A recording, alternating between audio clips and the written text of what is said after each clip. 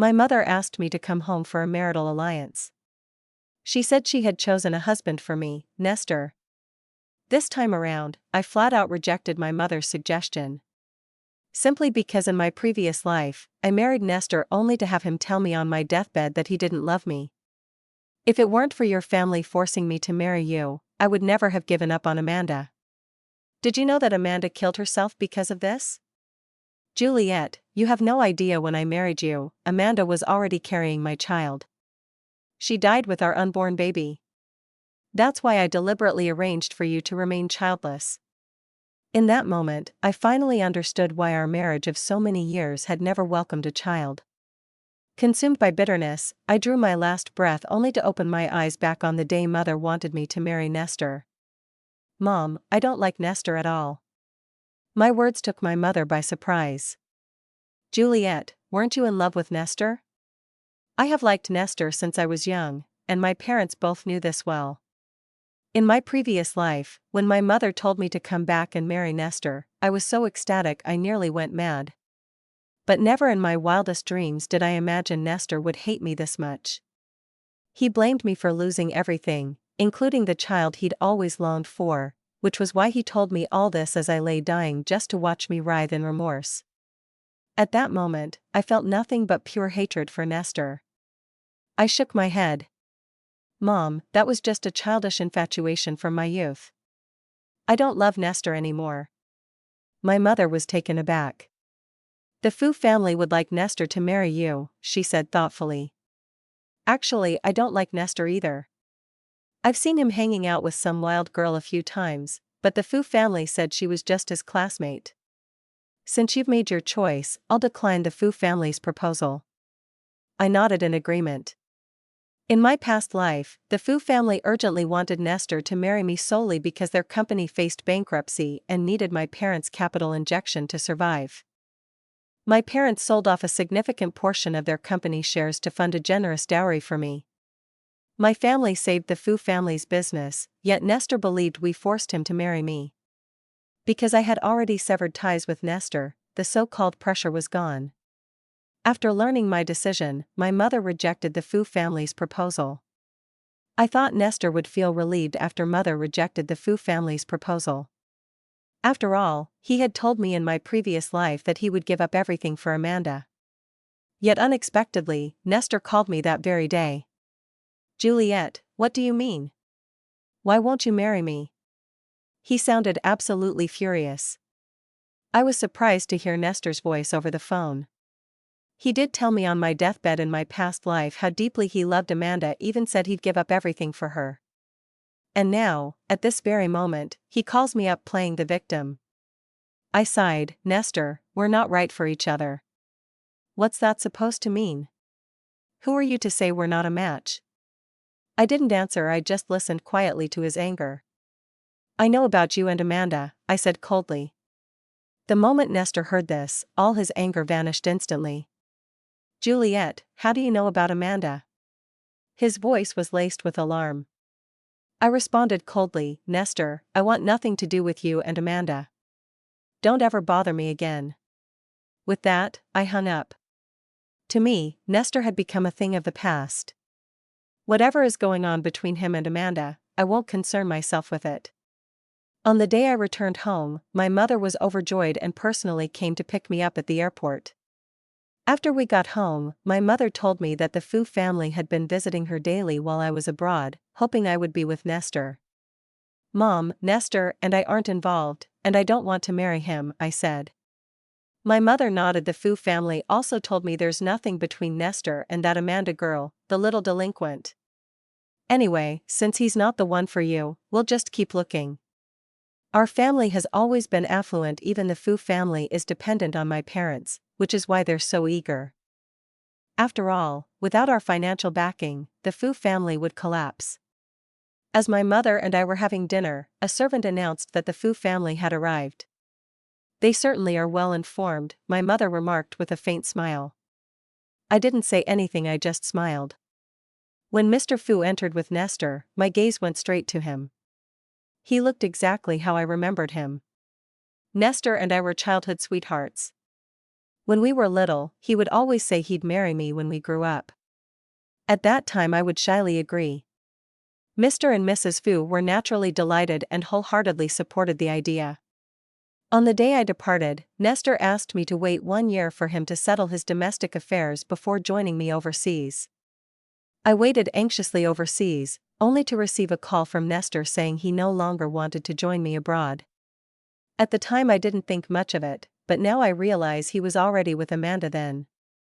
After that, I continued to contact Nestor daily, sharing fun stories from my life abroad and how much I missed him. But back then, Nestor would always hang up abruptly after just a few words. Now I realize that I had been deceived by Nestor. When he saw me, he wore a hint of anger on his face. He sat before me without a word. Instead, it was Mr. Fu who smiled at me and said, "I knew Juliet was back, so I brought Nestor along." "Juliet, you've misunderstood Nestor. Amanda is merely his classmate, there's nothing between them," said Mr. Fu, still smiling. Without a word, I turned to look at Nestor.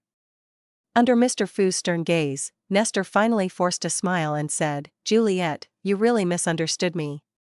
There's nothing between Amanda and me." I nodded, "I understand." At my words, the fuss beamed, particularly Mr. Fu, who eagerly asked, "Now that the misunderstanding is cleared up, does this mean the wedding is still on?" "What wedding?" I widened my eyes in surprise and looked at Mr. Fu, asking, "Uncle Fu, Nestor and I haven't been in touch for years. I've only just returned to the country. How could we possibly get married like this?" At my words, Mr. Fu's expression darkened instantly. Mr. Fu left with a reluctant Nestor. "Juliet, don't you like Nestor anymore?" my mother asked, looking at me. I shook my head. Whatever Nestor did, I was no longer interested. My mother suggested I unwind by getting away for a few days. I agreed. That day I met up with some friends at a bar. We were chatting when one of them pointed to a nearby booth and said, "Look at that couple, they can't even wait to get a room." I followed my friend's gaze. There were Nestor and Amanda. Amanda was clinging to Nestor, kissing him voraciously. Even in the dim light, I could still make out his face. He looked up and caught sight of me coldly staring at him, instantly freezing in panic. He shoved Amanda aside and moved toward me, only for her to grab him again instantly. This time Nestor didn't break free but whispered something to Amanda. I noticed Amanda's gaze shift toward me, her eyes laced with provocation. I simply smiled and ignored her. She was just some punk. People like her and I live in different worlds anyway. Why get angry? Seeing that I didn't react, Amanda hugged Nestor and flashed me a triumphant smile. I turned away as if I hadn't seen them. My friend, however, handed me her phone and said, "Look, it's really clear." I took a look. She'd casually recorded a video showing Nestor and Amanda making out passionately. Watching this, I smiled and told her, "Send it over to me." My friend frowned, though knowing my personality and that I was never into this sort of thing. But she didn't press further and simply sent me the video. After exchanging a few words, we went our separate ways. Once I got home, I had just gotten home when Nestor called. He said, "I've broken up with her," but I didn't respond. Instead, I calmly said, "Mr. Fu, I have no connection to you, and I don't care who you're with." At this, Nestor insisted over the phone, "Juliet, I want to marry you." "How could that be possible?" I countered flatly. "How could it not be possible?" "Everyone has a past," Nestor shamelessly retorted over the phone. "Juliet, I want to marry you, and I swear I'll never see Amanda again," he insisted. I listened to him, smiled coldly, and said, "Nestor, that's not necessary. We're over." I couldn't be bothered to keep talking to him. After that, I ignored him completely. Later that day, my mom came back and told me that there was a banquet that evening and that I had to attend. In my previous life, my parents announced my engagement to Nestor at a banquet. But this time around, that future between Nestor and me was never going to happen. When I arrived at the banquet that evening, the Fu family had already gathered. Mr. Fu approached me with Nestor, still smiling. Juliet, you're here, he said cheerfully. You and Nestor are both young, so you can have a nice chat. I looked at Nestor standing before me. He gazed back at me with a particularly sweet smile, yet I could muster no interest in him at all. After Mr. Fu left Nestor with me, he looked at me and said, Juliet, I've separated from Amanda. I nodded and replied, Mr. Fu, this has nothing to do with me. Juliet, you had said you would marry me. Nestor added, trying to get a reaction from me. I smiled without speaking. His words from my deathbed in the previous life still rang in my ears. He never loved me and blamed my family for forcing him to marry me, but now he was constantly talking to me. Nestor, weren't you supposed to love Amanda the most? I said coldly, looking him in the eye. I knew the truth. Mr. Fu forced Nestor to marry me because only then could the Fu family continue getting investments from my parents for their company. But my family clearly had many better options than helping the Fu family. His expression turned cold as he said, Juliet, you know people like us are destined for arranged marriages. Even after tying the knot, we can go our separate ways. I heard him and smiled. Without another word, I turned and walked away. I saw no point in reasoning with Nestor any longer. The banquet continued. Meanwhile, my parents took me by the hand and had me meet quite a few people. As the wealthiest family, we would naturally interact with these people in the future. Halfway through the banquet, Nestor suddenly walked up to the stage, took a microphone, and announced loudly, Ladies and gentlemen, I'd like to announce something tonight. Many recognized him as the eldest son of the Fu family, so all eyes turned to Nestor. My girlfriend's back in town, and tonight I'm going to propose to her right here at this banquet. As soon as he finished speaking, many people looked at me. The Fu family had already spread the rumor over the past few days that Nestor was going to marry me. Since the Fu family was struggling financially, they needed to marry into ours to secure sufficient investments and orders. That was why the Fu family was so eager. I looked at Nestor and said nothing. At that moment Nestor came up to me and said, Juliet, will you marry me? You once told me to wait for you to return and marry me. You wouldn't go back on your word, would you? As soon as he finished speaking, cheers erupted from the crowd. The Fu heir has actually been waiting for Juliet a whole 4 years. Exactly. Juliet would never let down young Master Fu's devotion. The remarks from the surrounding crowd visibly embarrassed my parents. They knew perfectly well that Nestor hadn't been waiting for me over the past 4 years. He was head over heels for Amanda. But Nestor shamelessly looked at me and said, Juliet, when you left, you told me to wait for you until you came back and we'd get married. Now that I've finally waited for you, would you marry me? As soon as he finished speaking, many people around us smiled at me, but I simply shook my head and said, Sorry, I won't. My words stunned the whole room. In the circle, Nestor and I were pretty much taken for granted as a couple. This was largely due to Mr. Fu's relentless efforts over the years in cultivating this image. Even the Fu family had long regarded me as their daughter-in-law. As I spoke, quite a few guests turned to stare at me in shock. Some even began to whisper behind my back, calling me a heartless person and claiming that I must have met another man abroad and left him. I heard the murmurs around me and glanced at Nestor standing frozen. I knew he was trying to manipulate public opinion to pressure me into agreeing. Agree? Not a chance. I stood up, grabbed the microphone from Nestor, and walked up to the stage. Ladies and gentlemen, I think you've all misunderstood. Nestor and I were never in a relationship. As I finished speaking, many people looked at me in disbelief. At that moment, desperate to interrupt me, Nestor tried to approach but was stopped by my parents' bodyguards. I addressed the entire room, Nestor has a girlfriend who's carrying his child. The room broke into an uproar. All eyes turned to Nestor in disbelief. Even Nestor turned ghastly pale. I saw the panic on Nestor's face, the pleading in his eyes as he looked at me. I knew he wanted me to stop, but I couldn't forget what he'd said to me in my past life, especially on my deathbed. Yet I could not forget what Nestor said on my deathbed. In this life, I had only wanted to stay away from Nestor, but his family kept pushing me instead. So when they refuse to preserve any dignity, why should I be polite to them if they don't care about decency? I took out my phone and projected the video from last night on the big screen. As the footage showed Nestor passionately kissing Amanda in the bar, oblivious to everyone watching.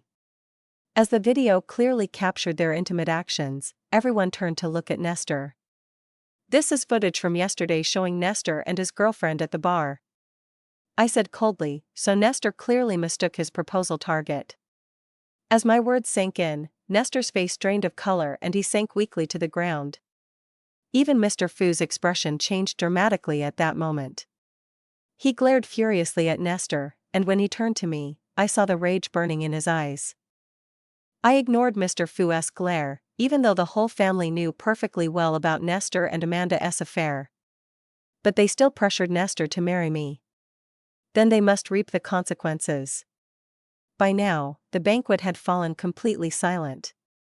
No one was discussing anything else anymore, they were only gossiping about Nestor and Amanda.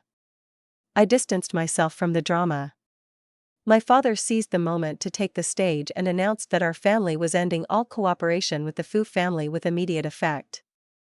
Our family will no longer collaborate with the Fu family. This became a catalyst, with many attendees announcing they could no longer continue collaborating with the Fu family. I was then escorted out of the hall by my mother and her entourage. I never expected Nestor would even call me now, after everything that happened. Juliet, you've ruined our family. Juliet, you'll never measure up to Amanda. Since you refused to marry me, I'll end up with her. Juliet, Amanda, and I will be happy together forever. Hearing Nestor's words, I gave a faint smile and hung up. The next morning, the fuss were trending all over social media. Nestor's actions became the talk of the town. As for Fu's stock price, following our announcement to terminate cooperation, many of their existing partners also ceased working with them. At this point, the Fu family was on the brink of collapse. It was also revealed that Nestor had left a letter and eloped with Amanda last night. I had no particular reaction to the news. If anything, it suited me just fine. At least with Amanda gone with him, he wouldn't be bothering me anymore. Mr. Fu even publicly announced he had disowned his son Nestor.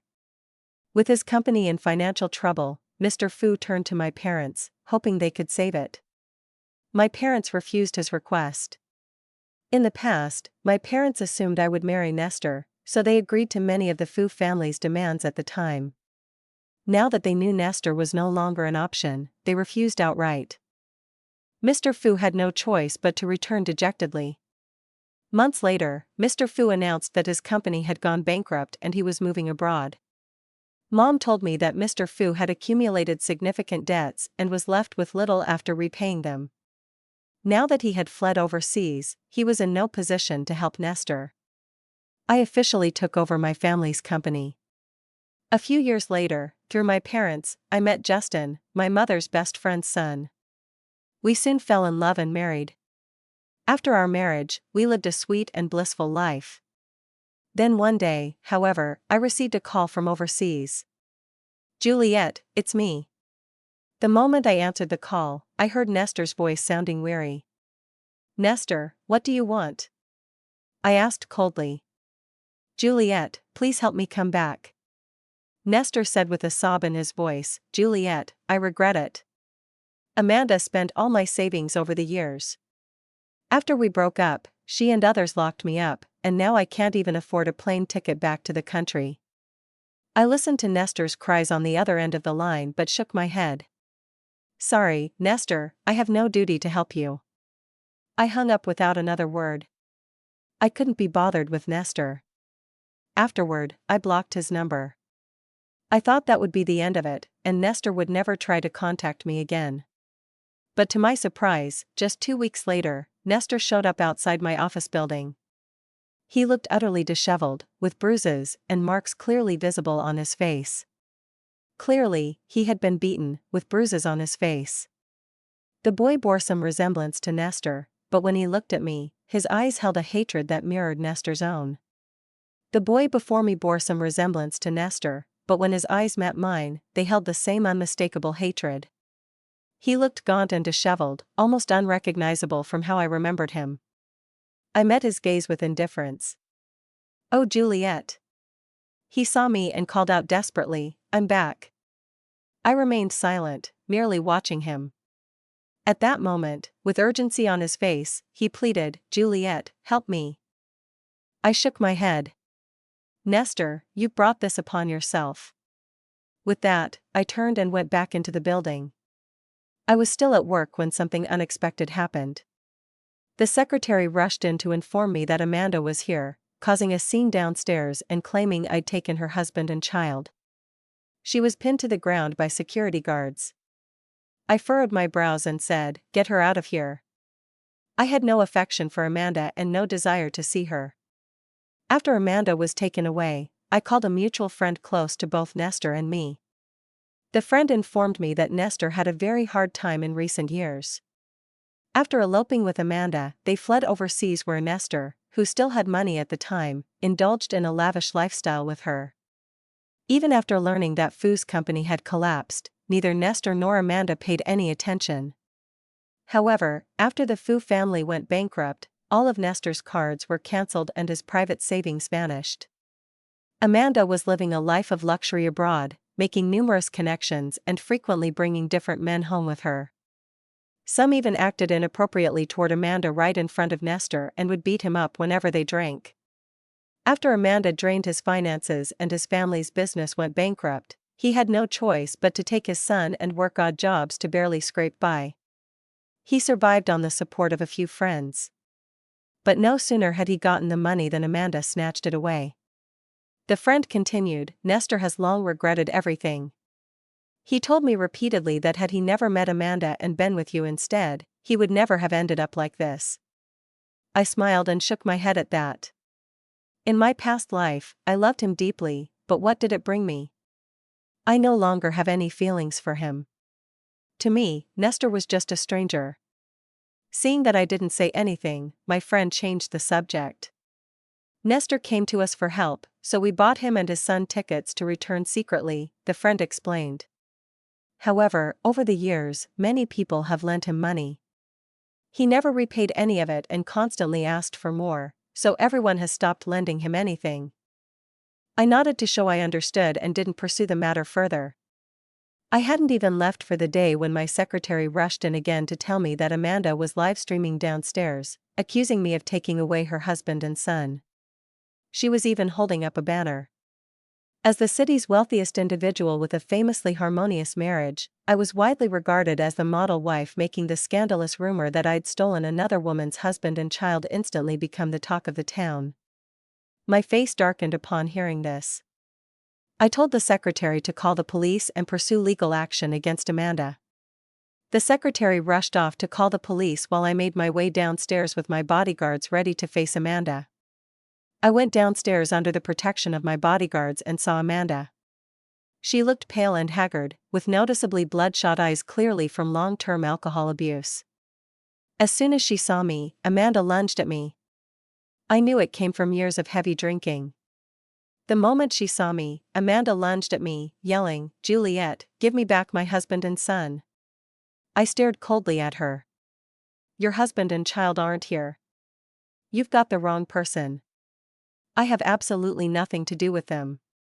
Amanda shot back furiously, "You say they're not here and that's it? Juliet, you're definitely hiding my husband and son."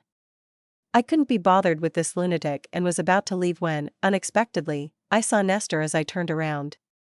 He was hiding in a corner, holding the child. When he saw me, his eyes burned with intensity. He had nowhere else to go. After encountering Amanda, he had hidden away until he saw me. "Juliet, help me," he pleaded as he approached. "You're the only one who can help. Amanda and I are not married. We're not a couple. I can still marry you. I promise to obey you for the rest of my life," he said desperately. I looked coldly at Nestor and said, "I'm afraid I'm married and I love my husband very much." With that, I turned and left. But the moment Amanda saw Nestor appearing, she rushed at him. "Nestor, you really came to find her?" Amanda shouted angrily, rushing toward him. Nestor stared blankly at me. I met his gaze, his eyes full of despair. He turned to Amanda. At that moment, I saw madness in Nestor's eyes. Suddenly, Nestor lunged toward Amanda. Before anyone knew it, Nestor had a knife in his hand. I watched in horror as Nestor drove the knife straight into Amanda's stomach. "You ruined my life, Amanda!"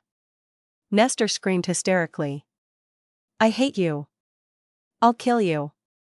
The crowd watched in shock, clearly not expecting Nestor to suddenly attack. They clearly hadn't expected Nestor to suddenly kill someone. After killing Amanda, Nestor stood frozen, blankly staring at the body before him. "Juliet, if I hadn't been with Amanda, would you have married me?" I stared at Nestor without saying a word. He looked at me with a bleak smile and said, "I know that if I hadn't married Amanda and had come to you first instead, we would have been together long ago. Juliet, I've been wrong. If there's another life, I would absolutely marry you." He raised his head, looked at me, and said. But I shook my head coldly and replied, "Nestor, if there's a next life, I hope we never meet." He stared at me blankly, then gave a bleak smile, raised the knife, and drove it straight into his chest.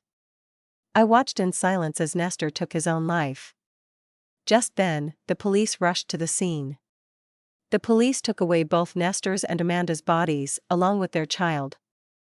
The child watched his parents die and stared at me with hate-filled eyes.